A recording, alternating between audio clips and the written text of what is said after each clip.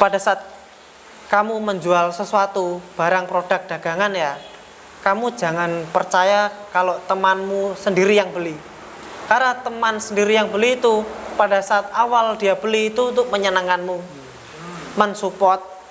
Tapi itu sebenarnya apa ya, kesenangan semu. Maksudnya kita cuman dikasih janji. Tapi pada saat kamu produkmu dikenal, itu pada saat yang beli bukan temanmu, tapi orang yang nggak kenal kamu, yang pengen tahu gimana sih. Nah itu justru pelanggan setiamu. Seperti itu.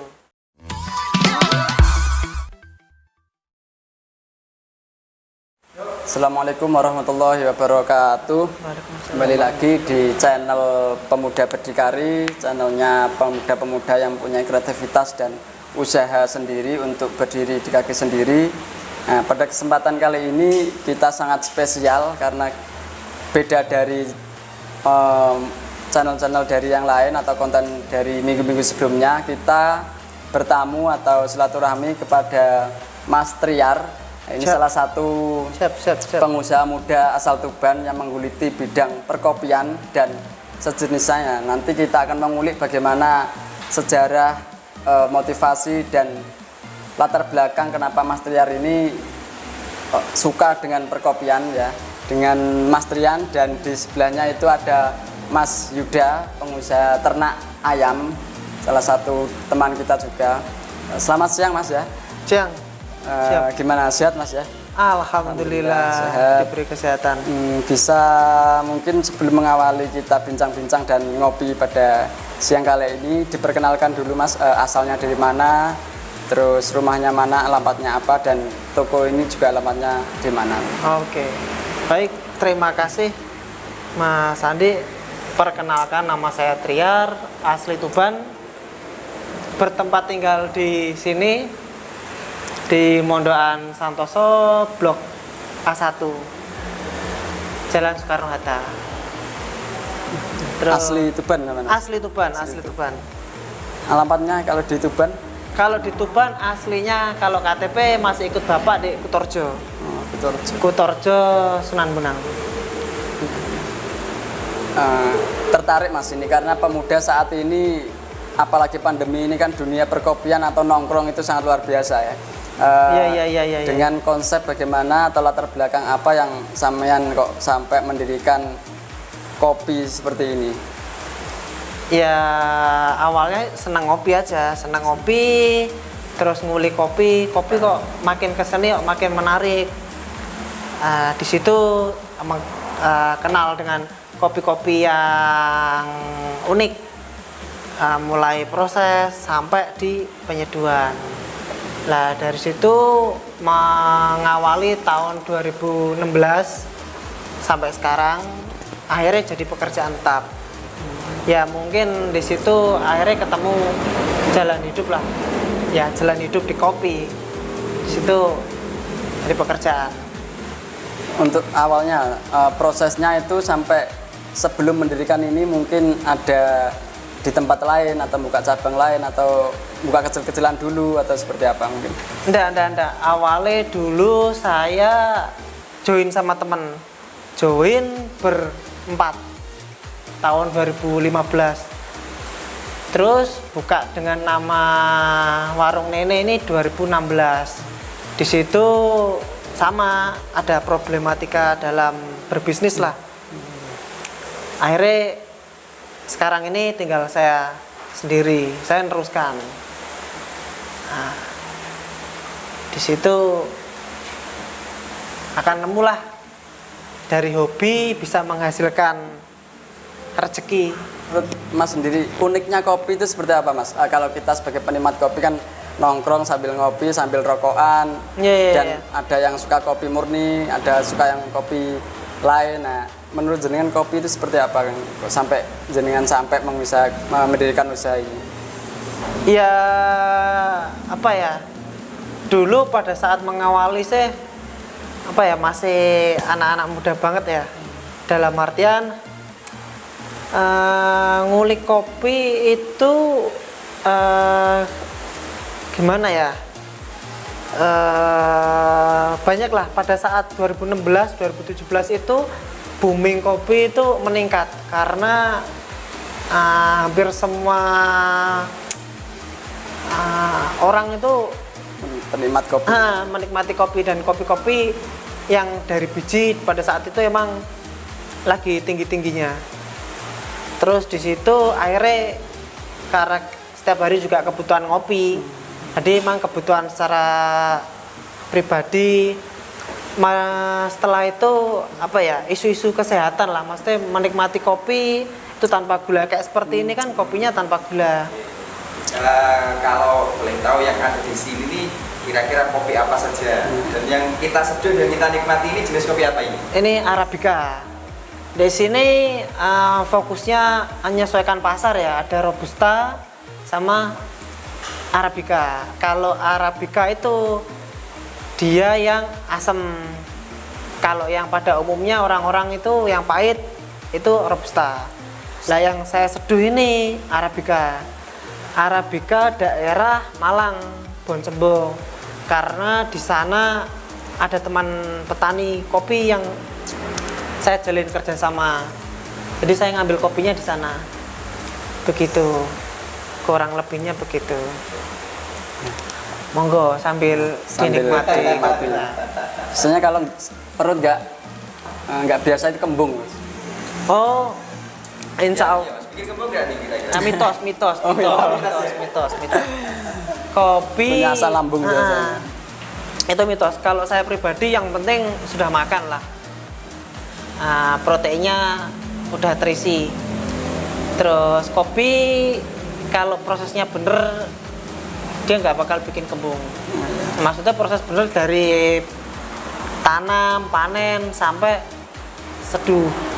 Gimana Mas untuk caranya agar kita menikmati kopi dengan tidak kembung atau penyakit tertentu, itu prosesnya yang aman seperti apa kalau menurut jenengan dan pengalaman jenengan? Ya, diseduhnya dengan suhu tertentu. Kopinya bukan kopi asalan. Maksudnya kopi asalan kopi yang campur-campur. Jadi emang murni kopi. Untuk menyeduhnya ada step-stepnya atau langkah-langkahnya? Ada. Itu kalau untuk step yang saya lakukan kayak tadi itu dia untuk ngambil flavornya, asid-asid yang gimana, fruity yang kayak ke buah-buah kayak gini. Ini kan dia fruity itu istilah umumnya kecut yang apa ya, kayak buah. Kayak ini kan kayak stroberi, jeruk-jeruk yang sepet meninggal di rongga mulut seperti itu. Dan aftertaste-nya di belakang itu ngentok ninggal apa ya? Rasa. Karamelize itu kayak nempel di dinding-dinding mulut. Kemudian kalau ini kok Masnya sudah tahu detail tentang kopi, ini dulu sekolahnya gimana ini kok? Iya. Kopi ini gimana? Begitu. Jadi sekolahnya dulu saya dari warung ke warung dulu. Dari kayak jenengan gini, main ke tempat ini, main ke sini. Terus di kota ini, misal kota Surabaya, Malang. Terus setelah itu ketemu dengan komunitas kopi. Di komunitas kopi kita akhirnya banyak teman diskusi. Pada saat itu tahun-tahun 2018-an booming kompetisi juga. Ada kompetisi. Kompetisi kopi. Mulai dari biji kopi dikompetisikan sampai teknik penyeduhan. Nah, di situ akhirnya saya memutuskan, ya udah gimana caranya biar bisa lebih ngerti kopi. Saya ikut sekolah kopi di Jakarta, tepatnya di Tanah Merah. Sekolah kopi. Ya, jadi seperti itu. Jadi ikut kelas-kelas kopi itu menambah wawasan. Selain berdiskusi dengan orang-orang yang ngerti di bidangnya kan seperti itu. Itu berapa lama Mas sampean sekolahnya di sekolah kopi itu kira-kira? Itu untuk waktu kelas kopi itu ada yang 3 hari. Jadi dalam 1 hari itu 3 jam. Ada yang kayak event itu 2-3 jam dalam satu event kopi. Dan yang sering ngadain itu di kota-kota besar, misal Surabaya, Bandung, Bogor, Jakarta. Ya sambil main, maksudnya emang doyan apa ya? Kayak istilah pada saat itu masih muda, traveling, ngopi-ngopi ke sana. Jadi sambil jalan-jalan cari ilmu. Mas, untuk setiap usaha kan pasti ada naik turunnya, ada hambatan, ada kendala, dan ada mungkin sampai di titik tertentu kok tidak laris, katakanlah begitu. Nah, untuk di sini sendiri mungkin ada kendala atau hambatan atau mungkin tantangan dari Tuban sendiri tentang perkopian, khususnya para pemuda kan tidak semuanya yang suka dengan kopi yang khas ini. Betul. Ya kalau saya pribadi, Mas Ki, ya meyakini apa yang disukai gitu aja. Maksudnya ya saya suka kopi seperti ini, saya melakukannya setiap hari. Saya juga edukasi ke pelanggan bahwa kopi menyehatkan, kopi tanpa gula itu juga mitos kalau bikin asam lambung. Maksudnya begitu. Di situ pelanggan lama-lama juga mengerti, oh begini. Oh ya seperti itu. Kalau di Tuban sendiri Mas, khususnya di daerah sini mungkin penjualannya sudah cukup dengan sesuai target jenengan, apa perlu ada peningkatan lagi untuk yang datang? Kalau saya bisnis itu istilahnya gimana? Saya nggak terlalu ambisius ya. Saya patokan saya itu nggak terlalu pada harus target sekian. Saya lebih menikmati saat saya menyenangkan pelanggan, saya mendapatkan hasil dari situ. Karena bisnis yang saya jalani ini pasti prosesnya panjang. Betul. Jadi nggak terlalu ambisius, saya harus punya banyak cabang. Saya harus melayani 100 orang dalam sehari. Karena apa ya, saya lebih ke personal, lebih ke apa ya, ngejual personal. Dengan cara itu saya bisa lebih otentik, begitu. Ya, untuk kalian bagi pemuda Tuban jangan lupa mampir di sini mencicipi kopi seduhan dari Mas Triar. Monggo, silakan. Kita sambil ngobrol sambil diskusi tentang kopi. Nah, untuk yang di sini mungkin fokus ke kopi atau mungkin ada usaha-usaha lain untuk Oh iya, betul. Jadi sebenarnya kalau bisnis itu emang pada saat kita jual kopi kan minuman, harus ada gandengannya. Lah, gandengannya itu makanan. Berarti ada buka makanan juga di sini. Buka makanan. Jadi akhirnya seperti itu. Jadi istilahnya bisnis food and beverage, makan dan minum itu emang harus jadi satu. Begitu. Jadi untuk makanan saya lebih fokus ke seafood. Karena Tuban kan ini hasil laut itu kan juga melimpah. Jadi sebagai pemuda ya sepertinya itu yang harus diulik lah. Dan nyatanya itu juga pasar menerima. Kalau mitos habis ngopi nggak bisa tidur itu gimana Mas? Kebanyakan kan gitu. Setelah habis ngopi susah tidur itu mitos atau memang fakta? Mitos. Kalau saya pribadi sih pada dasarnya ya kopi itu ada kandungan kafein, dan kafein itu memompa jantung lebih kencang. Nah, mungkin di situ bisa bikin tubuh lebih giat, semangat. Tapi beberapa tubuh orang itu ada yang yang menerima kafein itu biasa aja. Jadi pada saat dia ngantuk, lelah beraktivitas sehari-hari, ya tidur aja. Jadi seperti itu. Lebih ke ngantuk aja. Seperti itu. Kalau idealnya mungkin ngopi itu kalau menurut jenengan berapa kali Mas? Kalau saya, ilmu yang saya pahami ya, kalau bisa satu hari itu 200 mili. 200 mili. Jadi hitungannya saya di milinya. Bukan berapa kalinya ya? Bukan berapa kalinya. idealnya tubuh kita bisa menerima kafein itu dengan ekstraksi kopi 200 ml. Itu kira-kira seberapa? 200 ml satu gelas lah, satu gelas. Jadi satu gelas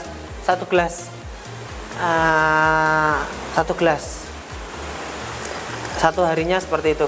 Kalau untuk komunitas Mas, di Tuban sendiri ada nggak komunitas kopi atau sering kumpul juga sesama komunitas membahas diskusi atau lain sebagainya, itu ada nggak? Dulu ada Mas, dulu ada sekitar tahun 2018-2019 saya aktif di Tuban, ada komunitas antusias kopi Tuban dulu itu. Terus makin bertambahnya ini saya juga sudah nggak aktif, terus beberapa teman-teman yang ada di komunitas itu juga mulai sibuk sendiri-sendiri. Jadi ada beberapa yang masih aktif.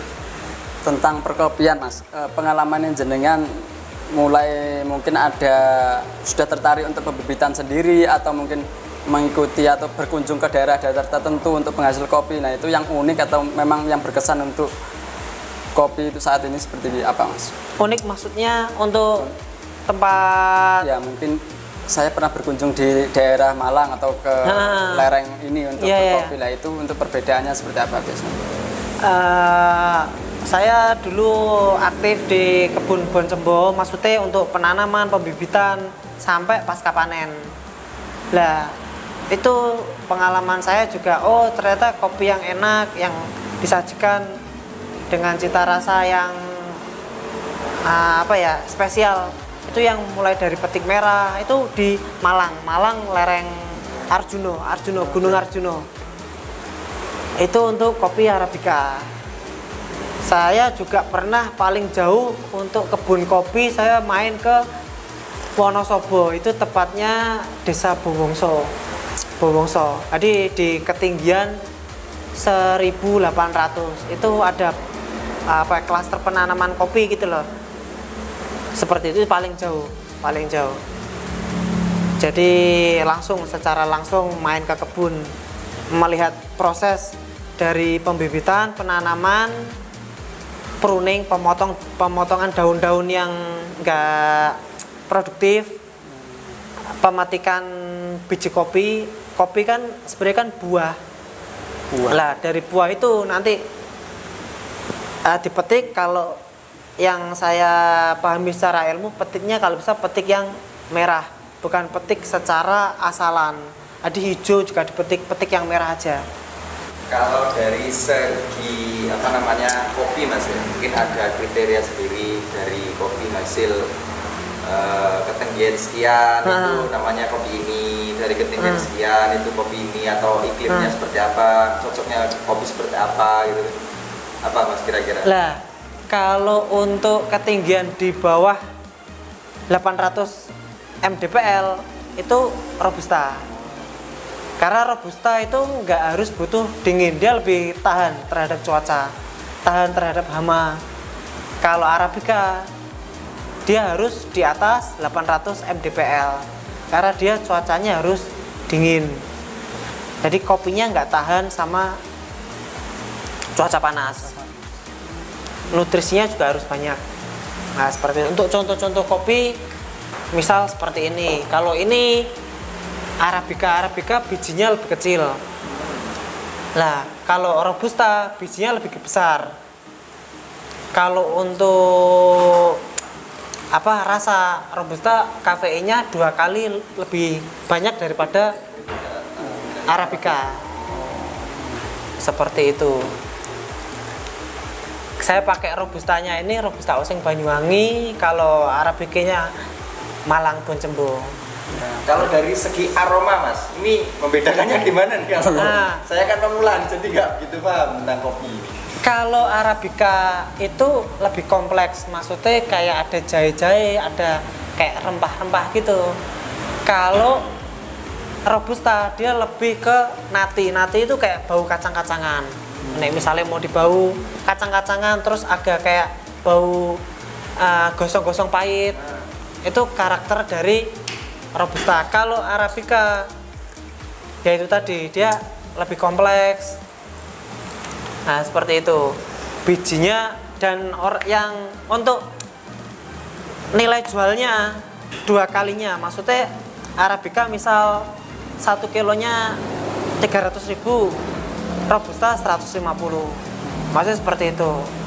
Balik lagi yang saya pahami, ini kopi-kopi specialty ya. Maksudnya kopi yang dari pembibitan sampai pasca panen itu dikontrol. Jadi mulai petiknya hanya petik merah. Jadi nggak petik-petik asalan. Barangkali ada teman-teman yang order untuk ingin menikmati kopi, bisa saya nanti juga menghubungi Mas Triar di sosial medianya ya. Ada. Jadinya. Ini iya. kopi blend, maksudnya kopi blend itu ya racikan saya sendiri. Saya kasih nama signature. Seperti ini. Ada di sosial medianya, saya juga ada. Namanya mungkin apa Mas? Untuk warungnya Nene_Tuban Instagram. N sigar separuh identik warna kuning. Bisa order lewat online atau? Bisa online langsung DM Instagram atau langsung ke WhatsApp saya. Ya, Nanti WhatsApp. kita sertakan nomor WA-nya ya. Barangkali ingin menikmati kopinya Mas Trias, racikannya signature, nah bisa order di sini. Untuk ini Mas, untuk penghasilan Mas, kan karena jenengan fokus ke kopi yang mempunyai ciri khas dan unik kan, mungkin omset tidak dengan tujuan tertentu. Nah ini menurut jenengan pripun untuk omsetnya untuk di pemuda di Tuban? Langsung maksud saya ngomong omsetnya berapa gitu atau ya apa? Gimana? Iya. Maksudnya ya untuk memotivasi ya maksudnya ya. Sebenarnya jualan kopi cukup untuk hidup, cukup untuk sehari makan, cukup untuk bayar cicilan ruko, cukup untuk menyenangkan istri makan pizza misal. Jadi mungkin teman-teman bisa menggambarkan lah berapa untuk nilainya gitu. Karena saya pribadi untuk rezeki saya ikhlas, mau diberi sekian sama Tuhan, saya kan percaya Yang penting Tuhan. udah usaha sendiri. Jadi seperti itu. Jadi yang penting cukup buat bayar cicilan, cukup semuanya. Nah, maksudnya seperti itu. Jadi mungkin teman-teman atau Mas juga bisa, karena di umur saya yang sekarang ya ini pekerjaan tetap saya. Mesti saya nggak bekerja di lain hal. Saya mengembangkan warung bersama istri berdua, tidak pakai pegawai. Mulai semuanya saya lah dengan istri, saling support lah, intinya seperti itu. Karena setiap hari kalau kita yang melakukan pekerjaan itu kan akhirnya semuanya dikerjakan ya tanpa mengenal lelah. Seperti itu. Pada saat bangun ya sudah apa kerjaan yang harus dikerjakan gitu. Sering-sering posting sosial media, banyak berkawan, nanti akan menemukan rezekinya. Begitu Mas. Jadi lebih inilah ya. Karena setiap orang kalau punya target kan masing-masing. Ada yang dikasih sekian cukup, ada yang kurang. Kan kalau saya lebih kita sama aja lah. Karena di hadapan kopi kita semua sama. Ngeri, ini filosofi kopi. Iya. Pencinta kopi yang ngeri. Seperti itu. Kalau seperti kita itu. kopi abal-abal. Nah, udah lah. Saya juga dulu sebelum kenal kopi-kopi seperti ini juga memulainya kopi-kopi yang sama. Ya karena itu tadi, hidup itu pilihan. Jadi ngopi juga mau ngopi apa ya pilihan. Nah, sesuaikan selera dan isi kantong dompetmu. Seperti itu. Jadi seperti itu. Semakin tinggi pasti juga akan mencari semakin yang punya nilai. Kopi seperti ini kan juga ada nilainya. Maksudnya orang nggak sekedar ngopi, tapi ada obrolannya yang berbobot. Ketemu orang yang menginspirasi. tambah teman, tambah pengalaman juga. bertukar ide, atau bahkan kedepannya bisa kerjasama dalam artian saling support untuk bertumbuh. Nah, seperti itu. Kopi Gitu. itu membuat candu Mas ya. Iya, kopi itu membuat candu. Harusnya. Sangat cocok untuk pelampiasan bagi pemuda yang sedang patah hati mungkin Mas. Larinya ke kopi dan mungkin Nah. ke gunung gitu. Memotivasi untuk hidup positif lah. Jadi walaupun sesulit apapun bisnis, drop, jatuh, dihina, tidak menguntungkan, dengan secangkir kopi kita bisa menghibur diri biar lebih kuat, semangat. Luar biasa. Kan gitu. Harus bertemu orang-orang yang positif, orang-orang yang punya visi ke depan, bukan orang yang selalu mengeluh, banyak tidak Sambat. mensyukuri, ya tidak mensyukuri itu. Dulu ini ya Mas, ya kan Mas kan yang bilang mungkin pernah di kata orang lah jual kopi gini prospeknya atau dan seterusnya, mungkin ada pengalaman seperti itu. Iya, Ketika awal-awal buka kopi itu betul, ada, betul. ada kesan-kesan seperti itu enggak dari mungkin dari siapa, teman dekat atau Betul dari orang tua atau dari siapa? Dulu tahun 2016 pada saat mengawali kopi-kopi yang seperti ini, teman dekat saya sendiri, teman bangku zaman sekolah itu menghina saya, kopi gini masa ada yang laku di Tuban. Karena memang pada saat itu kopi seperti ini orang belum mengenal, Ya. belum banyak kafe, belum banyak. Bahkan saya sama teman saya itu saya diomelin gini, alah nggak bakal payu kopimu.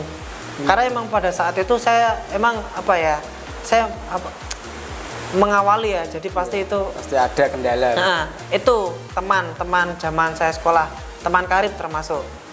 Ada juga teman yang bilang begini, kopimu mahal. Ya, balik lagi ya, kita ngomongin bisnis ya. Semuanya ada hitungannya. Maksud saya hitung operasionalnya. Operasional untuk membuat kopi ini itu saya hitung semua. Ya emang harganya segini. Pada saat teman saya itu bilang itu mahal, saya cuman berpikir begini, ya kamu bukan pasar saya. Oh ya, betul, betul. Walaupun kamu nggak beli ke saya, Tuhan punya cara yang lain. Kopi saya ada yang mau beli. Seperti itu. Itu teman-teman saya dan termasuk teman dekat. Jadi di situ pemantik saya untuk punya pandangan seperti ini. Pada saat kamu menjual sesuatu, barang produk dagangan ya, kamu jangan percaya kalau temanmu sendiri yang beli. Karena teman sendiri yang beli itu pada saat awal dia beli itu untuk menyenangkanmu, mensupport. Tapi itu sebenarnya kesenangan semu. Maksudnya kita cuman dikasih janji. Kita nggak bisa ngelihat hati dia seperti apa. Tapi pada saat kamu produkmu dikenal, itu pada saat yang beli bukan temanmu, tapi orang yang nggak kenal kamu, yang pengen tahu gimana sih, ya itu justru pelanggan setiamu, seperti itu. Jadi saya sudah ngalami Mas. Untuk sebelumnya background jenengan itu kuliah, mohon maaf ya. Iya, kuliah nggak apa-apa. atau memang seperti apa kan? Biasanya kan kalau kita betul. juga ada yang kuliah, ada yang enggak. Nah itu pripun. Saya dulu kuliah pendidikan. Jadi Pendidikan. sama kayak jenengan, juga nggak jurusan. Saya sarjana teknologi pendidikan. Oh, ngeri. Berat ya? Ngeri. Malah ngopi. Kopi ya. malah ngopi ya. Rezekinya di kopi. Saya dulu kuliah Di mana Mas itu? di UNESA. Di UNESA. Oh, nah, Surabaya juga. Masuk 2006, lulus 2013. Oh. Ya, maksudnya ya istilahnya Aktivis. memperdalam ilmu lah, memperdalam ilmu. Di situ saya ternyata karakter saya tuh nggak bisa diatur orang. Saya melakukan apa yang saya senangi. Yang terakhir Mas, kita sebagai pemuda kan butuh jalan masing-masing atau jalan sesuai dengan rezeki kita, nggak harus sesuai dengan background. Nah ini mungkin tips untuk masnya seperti apa bagi khususnya untuk pemuda di Tuban, tidak harus sesuai dengan background atau latar pendidikan gitu. Oh iya iya. Saat saya menjalani usaha kopi, saya cuma mikir, yakin setiap hari berdoa, berusaha, terus melakukan setiap hal dengan cara yang benar, jujur, tidak mengakali pelanggan, jual dengan sesuai, hitung secara pasti modal dan nilai jual, maksudnya itu agar pelanggan akan kembali untuk beli produkmu dan percaya produk. Karena pada saat pelanggan sudah puas dengan pelayanan, produk yang dia minum, nikmatin, dia pasti akan kembali. Jadi saya pribadi, apapun pekerjaan, yang penting yakin, ditekuni, dan punya visi misi jangka panjang. Jadi bersifat visioner, punya pandangan, oh usaha kopi masih akan bertahan 20-30 tahun lagi atau bahkan menghidupimu sampai tua. Karena saya pribadi pada saat tua mungkin diberi umur yang panjang, saya ingin ya dengan renta masih menyeduhkan kopi ke pelanggan. Jadi untuk hal itu saya bertemu dengan orang banyak juga, oh bisa membuat saya sehat, karena menyenangkan orang juga akan membuat kita senang. Seperti itu, kopi ini akan bertahan sampai tua ya, untuk memangkas kopi ini. Saya seperti itu. Jadi bisnis sifatnya panjang, bahkan kalau bisa ya sampai saya tua, seperti itu. Gitu Mas. Jadi semoga menginspirasi, seperti itu. Terima kasih. Itu sedikit pengalaman dan ngobrol atau ngopi kita dengan Mas Triar. Mudah-mudahan apa yang kita sampaikan bisa memotivasi untuk pemuda di Tuban khususnya dengan dunia perkopian. Silahkan yang ingin order nanti kita sertakan dengan nomor WA dan produk dari Mas Triar sendiri. Mungkin cukup itu. Salam berdikari, kreatif, inovatif, dan produktif. Assalamualaikum warahmatullahi wabarakatuh. Waalaikumsalam warahmatullahi wabarakatuh. Monggo. Mudah-mudahan apa yang kita sampaikan atau obrolkan bisa menjadi pengalaman dan memotivasi cut kan saya.